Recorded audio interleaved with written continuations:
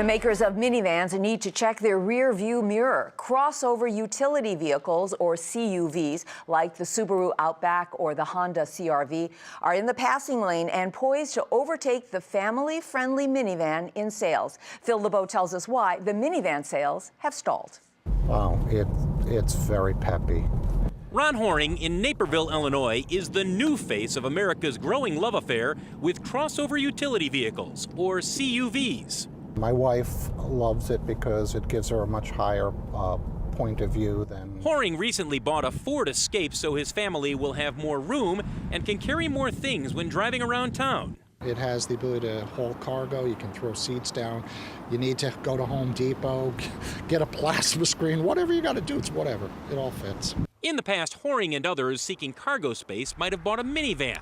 But increasingly, buyers are turning to crossovers and sport wagons as smaller, better options.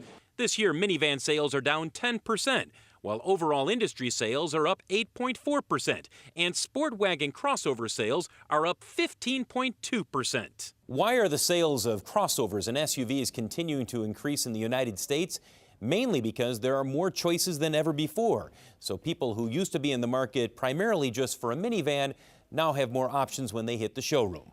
Well, I think people don't necessarily like the minivan stigma, that they're not comfortable saying they can drive a minivan, when in all reality they can get an SUV or a crossover SUV that suits their needs. Strange as it sounds, minivans have become niche vehicles. In 2000, more than 1.3 million were sold, and minivans made up almost 8% of all auto sales in the U.S. Now minivans make up just 3% of the market, and just over 500,000 were sold last year. The big fall from the late 80s, when America fell in love with the minivan. Parking is simple.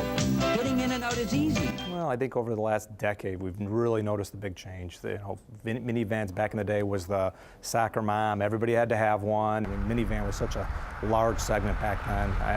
Nobody thought vans would have gone away. It's not extinct yet, but the minivan is no longer the only symbol of suburban America. Phil LeBeau, Nightly Business Report, Chicago.